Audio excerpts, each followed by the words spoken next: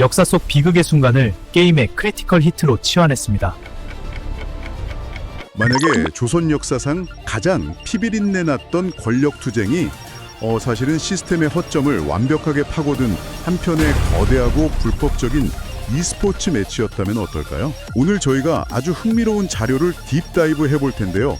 바로 조선 서버 전쟁사 텍스트 파일입니다. 1453년에 벌어진 계유정난을 단순한 역사적 쿠데타가 아니라 수양대군과 단종이라는 두 유저가 벌인 잔혹한 RTS 랭크 게임으로 분석하고 있거든요. 먼저 도전자 수양대군입니다. 클래스는 야심가, 공정력 스탯은 10점 만점을 완전히 뚫어버렸고요. 무력과 결단력 수치 이거 맥스입니다. 엄청난 딜러죠. 게다가 철퇴기습이라는 물리적으로 상대를 직사시키는 무시무시한 고유 스킬까지 장착한 극강의 캐릭터예요. 반면에 방어하는 쪽, 그 단종의 스탯은 아주 기형적입니다. 맞아요. 클래스는 어린 왕인데 왕권이라는 전 서버에 영향을 미치는 어마어마한 패시브 버프를 두르고는 있지만 문제는 나이 때문에 컨트롤 능력, 즉 APM이 서버 최저치라는 겁니다. 이 대결의 가장 핵심적인 모순이 바로 그 언밸런스한 스탯에 있습니다. 시스템 설계상 단종이 가진 왕권 버프는 맵 전체를 지배하는 절대적인 룰이거든요. 그러니까 수양대군이 전 서버 1위 랭커라고 해도 룰 앞에서는 꼼짝 못하는 거잖아요. 그렇죠. 수양이 아무리 공격력이 높아도 시스템 안에서는 단종의 신하일 뿐이니까요. 그런데 단종의 컨트롤 수치가 바닥이라는 건 스스로 그 막강한 스킬을 적재적소에 발동시킬 수 없다는 뜻이 됩니다. 단종은 전설급 아이템인 왕관만 쥐고 있을 뿐 스킬 버튼을 못 누르는 거군요. 맞습니다. 그래서 결국 황보인이나 김종서 같은 고위 대신들이 단종의 계정을 대신 컨트롤하는 일종의 대리 플레이 상황이 벌어지고 있었던 거죠. 잠깐만요. 근데 여기서 의문이 하나 생깁니다. 단종에게 전 서버를 통제할 수 있는 왕권 버프가 있고 심지어 김종서 같은 베테랑 플레이어들이 그 계정을 대리 컨트롤하고 있었다면요. 네. 애초에 수양이 군대를 모으는 그 순간에 시스템이 알아서 수양을 정지 먹이거나 밴해야 하는 것 아닙니까? 전면전으로 가면 수양에게 승산이 아예 없었을 텐데요. 그 지점을 수양 진영도 정확히 알고 있었습니다. 만약 맵 한가운데서 군대를 끌고 나와 전면전을 벌였다면 바로 반역이라는 시스템 경고가 뜨면서 서버 방어 시스템이 수양을 짓밟았을 겁니다. 전국의 군대가 몰려왔겠죠. 명분 싸움에서 절대 이길 수 없으니까요. 그래서 수양은 전공법을 완전히 버립니다. 메인 시스템의 룰을 우회해서 대리 플레이어들의 컨트롤 연결망을 물리적으로 끊어버리는 기괴한 변칙 플레이를 기획하죠. 정면 돌파가 안 되니까 그냥 상대방 마우스에 랜선을 직접 뽑아버리기로 한 거군요. 정확한 비유입니다. 랜선을 뽑은 거죠. 여기서 이 매치의 판도를 영원히 바꿔버린 치명적인 밸런스 붕괴 아이템이 등장합니다. 수양의 스페셜 서포터였던 한명회, 그리고 그의 전용 아이템 살생부 말이죠. 살생부. 이 매치의 핵심입니다. 그 살생부 매크로가 어떻게 그토록 완벽하게 작동할 수 있었는지 그 기전에 들여다봐야 하는데요. 한명회는 무턱대고 칼을 휘두른 게 아닙니다. 당시 조선의 정치 시스템을 완벽하게 해킹한 결과물이었죠. 해킹이요? 네, 조선의 모든 정치적 의사결정은 궁궐이라는 메인 베이스 안에서 이루어지잖아요. 한명회는 이 궁궐로 들어가는 문, 즉 초크 포인트, 그 병목 구간을 철저하게 분석했습니다. 황보인이나 조국권 같은 그 단종 진영의 최고위급 운영자들이 입궐하는 그 좁은 게이트 말인가요? 네, 맞습니다. 바로 그곳이죠. 그런데 그 높은 대신들이 바보도 아니고 자기 호위 병력 하나 없이 그 킬존으로 순순히 걸어 들어갔다는 게 저는 참 이해가 안 되더라고요. 그것이 바로 시스템의 룰을 역이용한 수양 진영에 소름 끼치는 전략이었습니다. 조선의 법도상 벌레에는 그 어떤 대신도 사적인 무장 병력을 데리고 들어갈 수 없거든요. 무조건 무장 해제를 해야만 들어갈 수 있는 구역이었군요. 네. 왕을 아련하러 가는 길은 철저히 무방비 상태여야만 하죠. 수양 진영은 바로 그 점을 누려서 왕의 긴급 호출이라는 가짜 시스템 메시지, 그러니까 거짓 교지를 띄워 대신들을 궁궐 문으로 불러들였습니다. 시스템 알림을 위조한 거네요. 그렇죠. 대신들은 메인 시스템의 룰을 믿고 무장 해제한 채 그 좁은 게이트로 한 명씩 들어섰고요. 한 명에는 미리 짜둔 살생부 데이터베이스를 바탕으로 입궐하는 자들의 얼굴을 스캔합니다. 명단에 있으면 그 즉시 철퇴를 뛴 암살자 유닛을 스폰시켜 물리적으로 서버에서 지워버린 겁니다. 그러니까 군대를 이끌고 성벽을 부순 게 아니라 상대방이 룰을 지키기 위해 무기를 딱 내려놓는 그 찰나의 순간에요. 그 일평남짓한 게이트 안에서 시스템 운영자들을 모조리 척살해버린 거군요. 네, 전투가 아니라 그야말로 일방적인 데이터베이스 삭제 작업이었습니다. 자, 이렇게 초기 운영진이 싹 다 지워졌습니다. 대리 플레이어들이 죽었으니 단종은 이제 마우스도 없는 상태잖아요. 그럼 당연히 수양이 단종이라는 메인 넥서스로 바로 돌진해서 게임을 끝냈을 거라고 저는 그렇게 생각했거든요. 보통의 RTS 유저라면 그렇게 하겠죠. 맞아요. 그런데 수양의 움직임이 여기서 또 한 번 예상을 빗나갑니다. 곧바로 넥서스를 치는 게 아니라 오히려 본체 주변을 맴돌기만 해요. 이거 왜 이랬던 거죠? 수양이 그토록 교활하고 치밀한 플레이어였던 이유가 바로 여기에 있습니다. 넥서스를, 즉 왕을 직접 타격하는 건 명나라라는 거대한 상위 서버의 관리자들과 조선 전역의 사대부 유저들에게 엄청난 어그로를 끄는 자멸행위거든요. 아, 상을 서버에서 제재가 들어올 수 있군요. 네, 그래서 수양의 목표는 단종을 죽이는 것 자체가 아니었습니다. 단종이 스스로 관리자 권한을 자신에게 아주 합법적으로 넘기게 만드는 것이었죠. 그러기 위해 선택한 것이 바로 본체의 방어막을 아주 얇게 깎아내는 잔혹한 고립전술이었습니다. 스스로 항복 버튼을 누르게 만든다 뭐 이런 거네요. 그래서 본체 대신에 주변의 서포터들을 먼저 노린 거군요. 그 첫 번째 타겟이 바로 단종의 실러이자 정신적 지주였던 혜빈양 씨였고요. 네, 혜빈양 씨부터 타겟팅이 들어갑니다. 듣고 계신 여러분도 한번 상상해 보시죠. 이 게임이 얼마나 지독한지. 단종은 태어나자마자 어머니를 잃고 혜빈양 씨 품에서 자랐습니다. 어린 단종의 멘탈 수치를 지탱해주는 거의 유일한 생명줄이었죠. 유일무이한 힐러 유닛이었죠. 그런데 수량은 군사적 위협이 전혀 안 되는 이 힐러 유닛부터 가장 먼저 삭제해버립니다. 단순한 물리적 방어선이 아니라 심리적 방어선을 완전히 붕괴시킨 겁니다.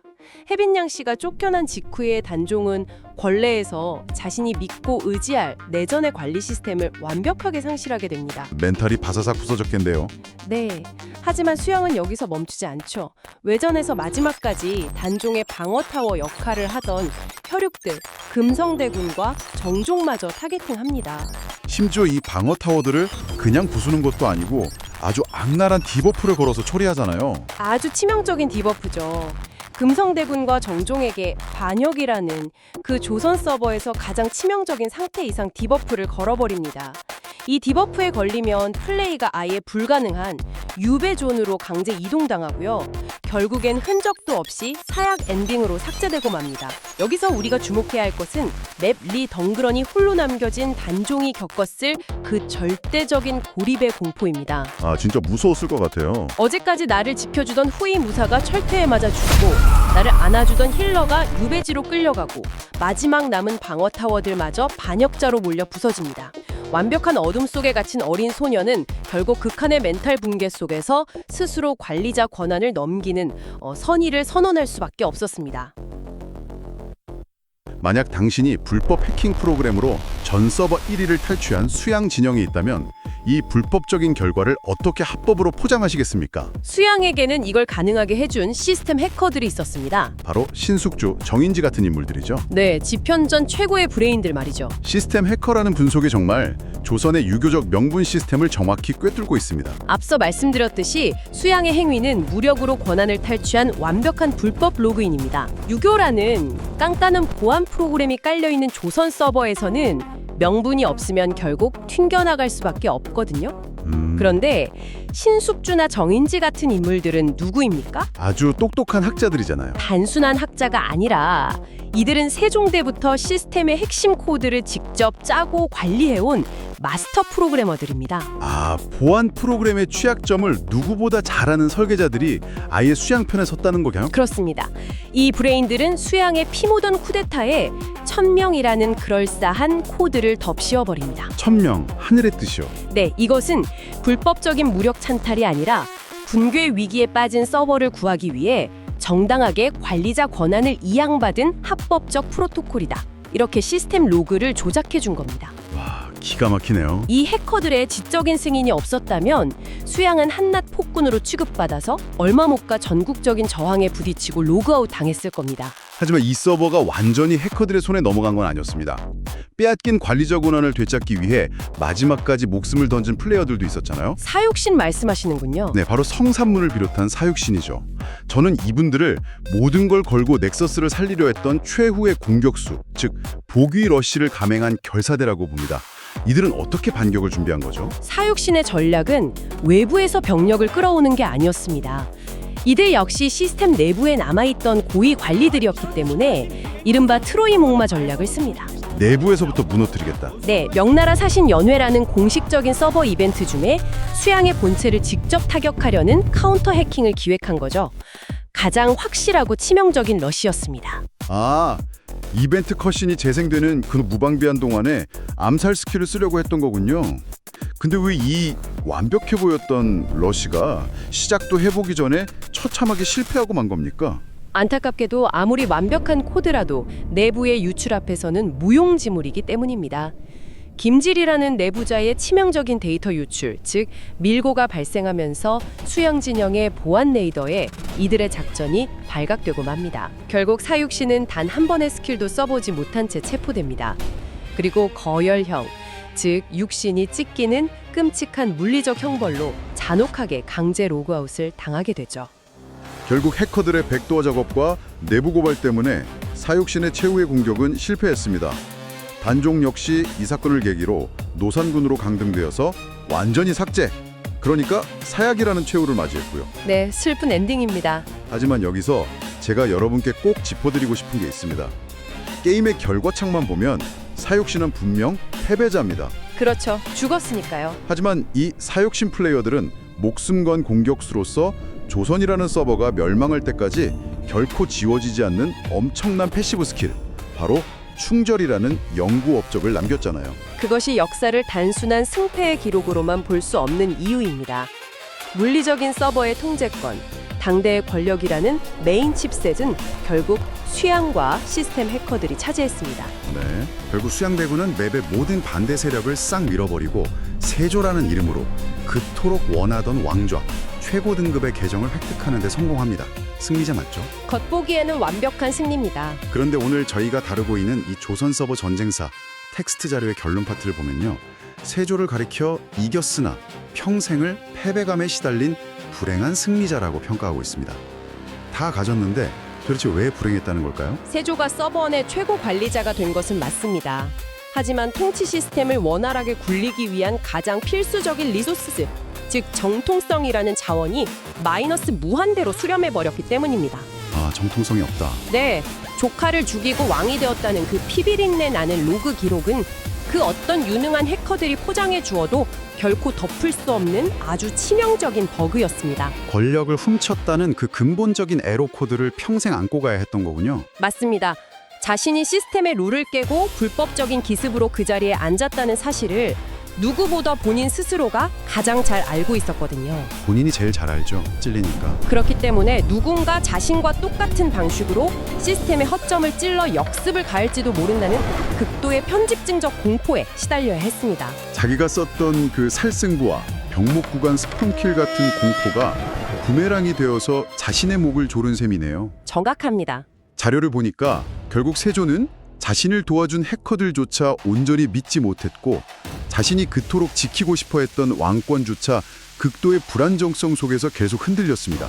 게다가 평생을 피부병이라는 끔찍한 물리적 디버프와 수면장애에 시달렸다고 하죠. 권력이라는 서버 정점에 섰지만 단 하루도 두 발을 뻗고 편안하게 로그아웃할 수 없었던 참 불행한 플레이어였던 겁니다. 와, 결국 아무리 강력한 무력과 해킹 기술로 시스템을 장악했어도 정당성이 없는 관력은 스스로를 파괴하는 바이러스와 같다는 거네요. 네, 그게 이 역사가 주는 가장 무거운 교훈이죠. 지금 당신의 눈앞에 모든 규칙을 무시하고 단숨에 당신을 전 서버 최정상의 자리, 당신이 꿈꾸는 완벽한 권력의 자리로 올려다 줄 치트키가 있습니다. 아주 유혹적인 치트키죠. 하지만 그 버튼을 누르는 순간 당신은 평생을 이름 모를 원혼들의 저주와 언제 가장 믿는 자에게 뒤통수를 맞을지 모른다는 끔찍한 공포 디버프를 안고 살아야 합니다. 심지어 시간이 흐른 뒤 영원히 남을 기록의 서버에는 당신의 이름 옆에 찬탈자라는 붉은 글씨가 낙인처럼 찍히게 되겠죠. 여러분이라면 그 저주받은 계정의 로긴 버튼을 누르시겠습니까? 오늘의 딥다이브는 여기까지입니다. 이 묵직한 질문에 대한 당신만의 답을 찾아보시길 바라며 저희는 다음 시간에 또 다른 흥미롭고 충격적인 자료를 들고 돌아오겠습니다.